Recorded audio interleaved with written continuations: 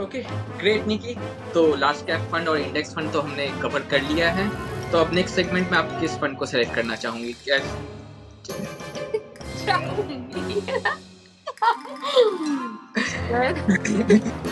आपका दोनों मिक्स रह चुका है। मैं अभिषेक बोलूंगी या निकी बनूं?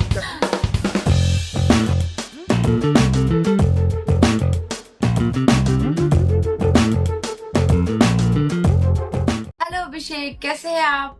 हेलो निकी, बस बढ़िया हूँ। आप बताओ, आप कैसे हो? मैं भी बहुत अच्छी हूँ। तो हेलो दोस्तों, नमस्कार, सत श्री अकाल, आदाब एंड गुड इवनिंग। तो आज हमारे साथ ज्वाइन किया है निकी ने।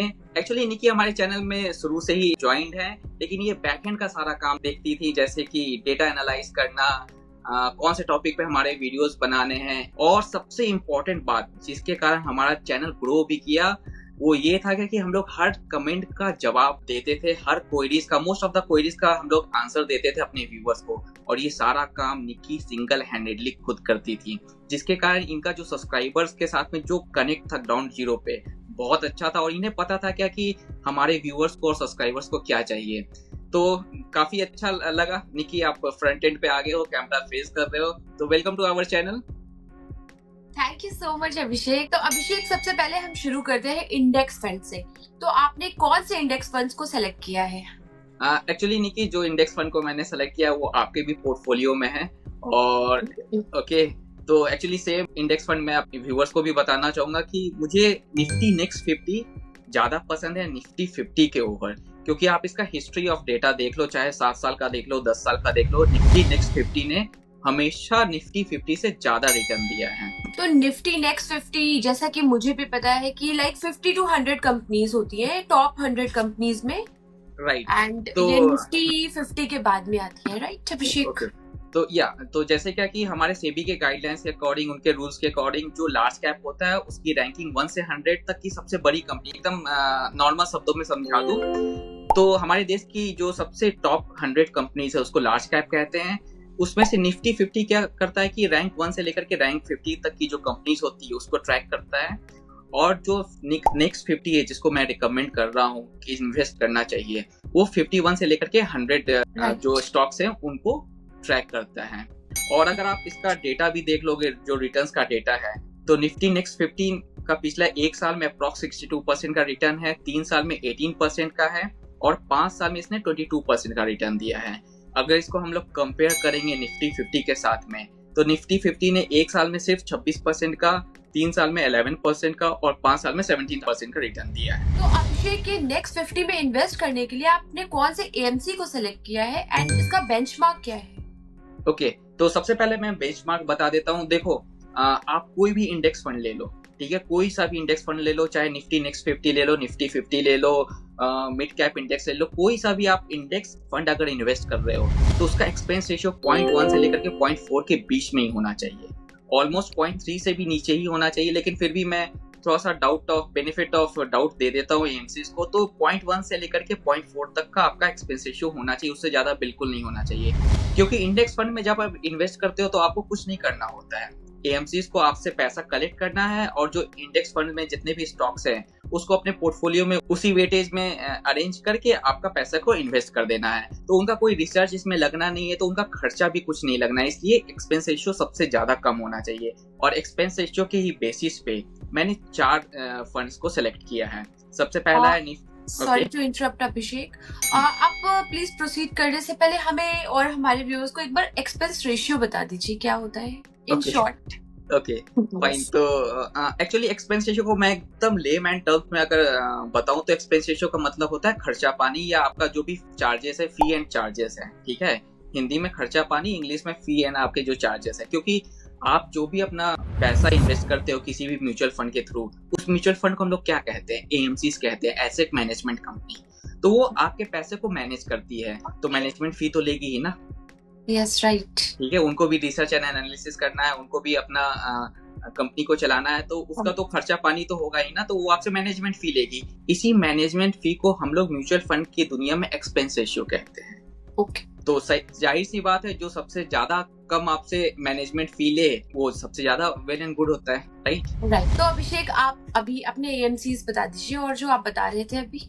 ओके, तो जैसा मैं बता रहा था कि मैंने 4 फंड्स को सेलेक्ट किया है निफ्टी नेक्स्ट 50 में इन्वेस्ट करने के लिए। पहला है Nippon India Nifty next 50 junior BESS। इसका एक्सपेंस रेशियो सिर्फ 0.11% है और ये मुझे बहुत पसंद है। दूसरा कोटक निफ्टी नेक्स्ट 50 है, इसका भी एक्सपेंस रेशियो 0.11% है। आप इस दोनों में से किसी को भी सेलेक्ट कर सकते हो, लेकिन मैंने मेजॉरिटी देखा है क्या कि निफ्टी SBI निफ्टी नेक्स्ट 50 में बहुत सारे इन्वेस्टर इन्वेस्ट करते हैं क्योंकि उसके साथ में SBI का ब्रांड आता है। और एक और है UTI निफ्टी नेक्स्ट 50, ये भी थोड़ा सा ब्रांड वैल्यू लेकर के आता है। तो मैंने देखा कि मोस्ट ऑफ द इन्वेस्टर्स इस दोनों के साथ में जाना चाहते हैं, लेकिन अगर आप इनका एक्सपेंस रेशियो देखोगे तो SBI नेक्स्ट 50 का जो एक्सपेंस रेशियो है वो 0.33% है और ETI नेक्स्ट 50 का जो एक्सपेंस रेशियो है वो 0.36% है।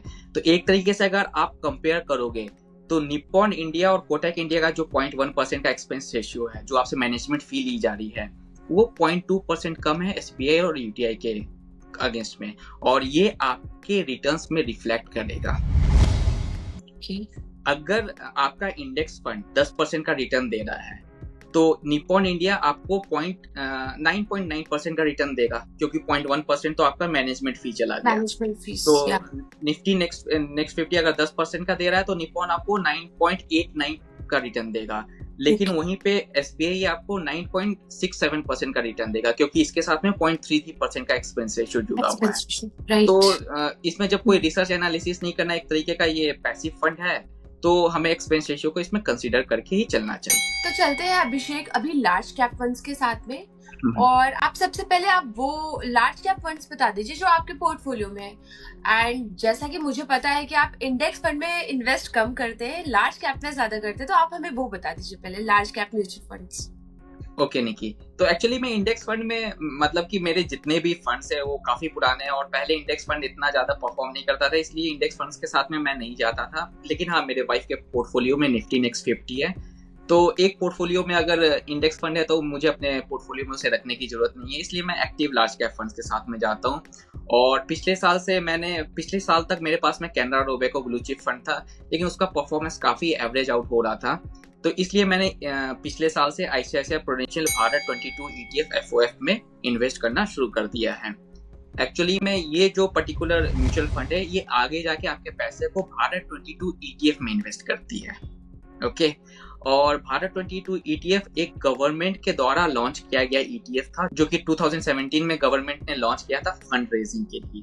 इसलिए ये पर्टिकुलर ETF आप एक तरीके से कह सकते हो क्या कि गवर्नमेंट बैक ETF है, और इसके अंदर में 22 कंपनीज आती हैं, और 22 कंपनीज आती हैं जो कि आपके पब्लिक सेक्टर से रिलेटेड कंपनीज है, गवर्नमेंट बैंक्स है, और गवर्नमेंट का खुद का इन्वेस्टमेंट भी, जो उनका पर्सनल इन्वेस्टमेंट होता है, वो भी भारत 22 ETF में एक तरीके से आता है।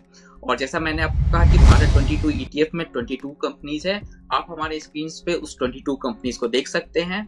और इसमें जो मेजर चंक है, जैसे कि ITC है, 16.58% का वेटेज है, L&T का 13% का अप्रॉक्स वेटेज है, NTPC का 10% का वेटेज है। तो इस तरीके से 22 कंपनीज आप हमारे स्क्रीन पे देख सकते हैं और सबका वेटेज देख सकते हैं। और अगर हम लोग इसके रिटर्न्स की बात करें तो पिछले एक साल में इसने अप्रॉक्स 50% का रिटर्न दिया है, 3 साल में 33% का रिटर्न दिया है, और 5 साल में 26.92% का रिटर्न दिया है। तो अभिषेक, आपने जो ये वेटेज की बात कर दी है, क्या आप इसको थोड़ा सा एक्सप्लेन कर देंगे? ओके फाइन, तो जैसा कि मैंने कहा कि भारत 22 ETF में 22 स्टॉक्स हैं, जैसे कि ITC का इसमें 16.58% है, L&T का 13.17% है। तो अगर एकदम बिल्कुल बेसिक लैंग्वेज में आपको बताऊं, तो अगर आप 100 रुपया इस ETF में इन्वेस्ट कर रहे हो तो 16 रुपया जाएगा ITC के शेयर्स खरीदने में, 13 रुपए का L&T के शेयर्स खरीदे जाएंगे, NTPC का 10 रुपए के शेयर्स खरीदे जाएंगे। तो आपके 100 रुपए को किस तरीके से सेग्रीगेट किया जाएगा और किस कंपनी में कितना इन्वेस्ट किया जाएगा, उसका मतलब होता है वेटेज। तो हर म्यूचुअल फंड, चाहे आप जो भी म्यूचुअल फंड उठा लो, उसमें है ना हर कंपनी का वेटेज दिया रहेगा। तो उससे आप पता कर सकते हो कि अगर आप 100 रुपए इन्वेस्ट कर रहे हो तो उसका कितना पार्ट उस पर्टिकुलर कंपनी में जाने वाला है। तो अभिषेक, ये तो आपने बताया जो आपके पोर्टफोलियो में अभी लार्ज कैप फंड है, तो इनके अलावा और भी आप कुछ फंड्स बता दीजिए जो लार्ज कैप के हों। पर उससे पहले आप हमें और हमारे व्यूअर्स को एक बार बेंचमार्क्स बता दीजिए कि कौन कौन से बेंचमार्क्स होते हैं, जिससे कि हम लोग अपने आप खुद ही अपने फंड्स को रिव्यू कर सके कि उसका परफॉर्मेंस कैसा है और कौन सा फंड सेलेक्ट करना चाहिए, कौन सा नहीं। तो सबसे पहला बेंचमार्क है, निकी मैं आपसे पूछता हूँ, सबसे पहले अगर आप किसी भी म्यूचुअल फंड में इन्वेस्ट करने जाते हो तो सबसे पहले क्या देखते हो? परफॉर्मेंस कैसी है, परफॉर्मेंस आप कैसे निकालते हो? लाइक रिटर्न्स कितने हैं? राइट। तो मोस्ट 99% जो इन्वेस्टर्स होते हैं ना, वो रिटर्न्स के ही देख करके वो अपना इन्वेस्टमेंट करते हैं किसी भी म्यूचुअल फंड में। इसलिए मैंने ना लार्ज कैप के लिए सबसे पहला बेंचमार्क रखा है रिटर्न्स बेंचमार्क। तो अगर आपका जो भी फंड आपके पोर्टफोलियो में, जो फंड हम बताने वाले हैं इनसे अगर अलग है, तो पहले तो आप ये चेक करो कि पिछले 1 साल में आपके उस फंड, लार्ज कैप फंड को मिनिमम 35% का उसने रिटर्न दिया हो, 3 साल में उसने मिनिमम 17% का रिटर्न दिया हो, यानी कि 17% से ज्यादा 3 साल का उसका रिटर्न होना चाहिए, और 5 साल में उसने मिनिमम 20% का रिटर्न दिया हो। तो ये 3 रिटर्न्स आपको रिटर्न्स बेंचमार्क में चेक करने हैं आपके खुद के फंड के लिए। तो इससे अगर एटलीस्ट आप ये चेक कर लोगे तो आपको पता चल जाएगा कि हाँ, आपके फंड का है ना फर्स्ट लेवल ऑफ परफॉर्मेंस कैसा है। ऐसा है। तो अभिषेक, सेकंड लेवल ऑफ बेंचमार्क क्या है आपका? सेकंड लेवल ऑफ बेंचमार्क है रिस्क फैक्टर बेंचमार्क। तो बहुत से कम इन्वेस्टर्स रिस्क फैक्टर को देखते हैं, बात तो बहुत करते हैं सब कि हाँ रिस्की है कि नहीं है, राइट, लेकिन कोई जाता नहीं है चेक करने के लिए कि हाँ चलो भाई रिस्क फैक्टर रिस्की है कि नहीं है, खुद से जान ले। तो लेकिन हम लोग ने जो बेंचमार्क लाया है उससे आप पता कर सकते हो कि अगर आपका लार्ज कैप फंड है वो उसका कैसा है, रिस्क फैक्टर्स कैसा है। तो सबसे पहली बात कि स्टैंडर्ड डेविएशन जो आपका फंड है वो अप टू 13% का होना चाहिए। 13% का स्टैंडर्ड डेविएशन होना चाहिए, उससे ज्यादा का standard deviation large cap fund में नहीं होना चाहिए। बीटा जो है आपका वो 1% से कम होना चाहिए, और शार्प रेशियो जो है वो हमेशा 1% से ज्यादा का होना चाहिए। तो अभिषेक, जैसा कि आपको पता ही होगा, मेरा नेक्स्ट क्वेश्चन, आप प्लीज एक बार standard deviation, beta and Sharpe ratio please explain कर दीजिए, ये होता क्या है? एक्चुअली मैं एक्सप्लेन ज्यादा नहीं करूंगा क्योंकि ये वीडियो ना वापस से थोड़ा सा लंबा हो जाएगा, और जैसा कि हमने प्लान किया ऑलरेडी कि हम लोग एक ट्यूटोरियल लेकर के आएंगे, तो उसमें मैं इसे ना बहुत ही अच्छे एलैबोरेट करूंगा। अभी वीडियो ज्यादा लंबी ना हो जाए तो मैं, आपने कहा है तो एक बार मैं बता देता हूँ। स्टैंडर्ड डेविएशन का मतलब ये हो गया कि आपका जो फंड है वो रिटर्न्स के मामले में वो कितना डेविएट करता है। अगर आज 20% का अगर उसका रिटर्न है तो ऐसा ना हो कि कल 10% का रिटर्न हो जाए। तो उसके रिटर्न्स कितने स्टेबल है वो हम लोग स्टैंडर्ड डेविएशन से मार्क आउट करते हैं। बीटा का मतलब होता है कि मार्केट में अगर वॉलेटिलिटी है तो उसको, उस वॉलेटिलिटी को आपका फंड कैसे रिएक्ट करता है। अगर मार्केट अगर 1% आज गिरा तो आपका फंड कितने परसेंट आज गिरा, तो उसको हम लोग बीटा से मार्क आउट करते हैं। तो बीटा हमेशा 1% से कम इसलिए होना चाहिए कि अगर मार्केट आज आपका 2% गिरा तो और 0.9 आपका बीटा है तो आपका म्यूचुअल फंड 1.8% से ही नीचे गिरेगा। सेम गोज भी अगर वो 1% से अगर मार्केट ऊपर जाएगा तो आप 0.9% ही वो भी ऊपर जाएगा, लेकिन वॉलेटिलिटी जो है वो कम होनी चाहिए आपके फंड की, इसलिए बीटा हमेशा 1 से कम होना चाहिए। और शार्प रेशियो हमेशा जो है 1 से ज्यादा इसलिए होना चाहिए क्या कि शार्प रेशियो अगेन बहुत ही कॉम्प्लेक्स है, जिसको बहुत छोटे में बताना बहुत मुश्किल। लेकिन शार्प रेशियो को आप ऐसे समझ सकते हो कि अगर आपने एफडी ओपन की तो उसमें 6 से 7% का आपको रिटर्न आएगा, राइट, और आपने थोड़ा सा रिस्क लेकर के म्यूचुअल फंड में इन्वेस्ट किया है, तो वो रिस्क आपने लेकर के कितना ज्यादा आपने रिटर्न जनरेट कर लिया, वो शार्प रेशियो होता है। लाइक हमने 15% रिटर्न गेन किया तो शार्प रेशियो, और 15% अगर आपने रिटर्न गेन कर लिया और अगर आप उसी इन्वेस्टमेंट को एफडी करते तो 6 से 7% का रिटर्न आता है। लेकिन ये जो अभी आपको एक्स्ट्रा 8% का रिटर्न आ रहा है वो तो कांस्टेंट नहीं है, क्योंकि हमारे साथ में स्टैंडर्ड डेविएशन भी है। तो इसी सब को कैलकुलेट करके हम लोग शार्प रेशियो निकालते हैं। ओके अभिषेक, तो अभिषेक अभी और कोई भी बेंचमार्क है जो आप व्यूअर्स के साथ शेयर करना चाहेंगे?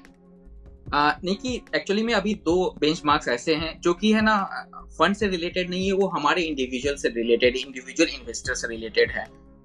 थर्ड लेवल का जो बेंचमार्क है उसमें आपको ये देखना है क्या कि आप एक ही एएमसी का, चाहे वो आईसीआईसीआई हो, एचडीएफसी हो, एक्सिस हो, एसबीआई हो, एक म्यूचुअल फंड हाउस का एक ही म्यूचुअल फंड ले, उससे ज्यादा का ना ले, ठीक है, वो रिस्की हो जाता है। अगर फिर भी आपके पास में मान लेते हैं निप्पॉन का लार्ज कैप भी है, निप्पॉन का स्मॉल कैप भी है, तो एक चीज अगर आप स्विच भी नहीं करना चाहते हो, मेरे कहने पे क्यों स्विच करोगे, ठीक है, आप भी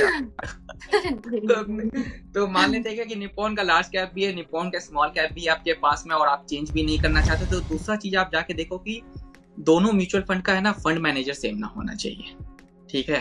अगर सेम एएमसी का सेम फंड मैनेजर है तो फिर आपको अपने पोर्टफोलियो को चेंज करने की जरूरत है, राइट। और इसके बाद का जो लेवल 4 ऑफ बेंचमार्क है उसमें आप अपने पोर्टफोलियो ओवरलैप को एक बार चेक कर लो। अगर आप फ्लेक्सी कैप में इन्वेस्ट कर रहे हो, लार्ज कैप में इन्वेस्ट कर रहे हो, तो चेक कर लो कि पोर्टफोलियो ओवरलैप ज्यादा ना हो। तो पोर्टफोलियो ओवरलैप कैसे चेक करते हैं, एक बार मैं स्क्रीनशॉट उसको लगवा दूंगा, और जिस लिंक से भी मैं चेक करता हूँ, शायद फंडू.com से हम लोग चेक करते हैं, तो आप वहां पे जाके अपना पोर्टफोलियो ओवरलैप चेक कर सकते हो, और 40% का आपका पोर्टफोलियो ओवरलैप होना चाहिए। ओके अभिषेक, तो ये तो हो गए लार्ज कैप के बेंचमार्क्स। तो मैं बाकी के bucket of large cap funds viewers के साथ शेयर कर देती हूँ विद रिटर्न्स, जिसमें कि पहला फंड आप बता ही चुके हो जो कि है हमारा भारत 22 FF। बाकी के फंड्स है GM large cap funds direct plan, जिसने एक साल में रिटर्न दिया है अप्रोक्स 37%, 3 साल में अप्रोक्स 17% एंड 5 इयर्स में अप्रोक्स 20%। एंड हमारा नेक्स्ट फंड है Nippon India large cap fund direct plan, जिसने कि एक साल में 35% रिटर्न दिया है, 3 साल में 20% एंड 5 साल में अप्रोक्स 22% रिटर्न दिया है। और हमारा नेक्स्ट लार्ज कैप फंड है ICICI prudential blue chip fund direct plan, जिसने कि एक साल में रिटर्न दिया है अप्रोक्स 36%, 3 साल में 17% और 5 साल में अप्रोक्स 21% रिटर्न दिया है। और हमारे इस सेगमेंट का लास्ट लार्ज कैप फंड है quant focus fund, which is relatively high risk fund, जिसने कि एक साल में रिटर्न्स दिए हैं 40%, 3 इयर्स में दिए हैं 19% एंड 5 इयर्स में अप्रोक्स 25% रिटर्न दिया है। तो दोस्तों ये थे कुछ बेहतरीन index and large cap funds. तो अगले वीडियो में आपसे मुलाकात होगी, तब तक के लिए खुश रहे, स्वस्थ रहें एंड कीप इन्वेस्टिंग।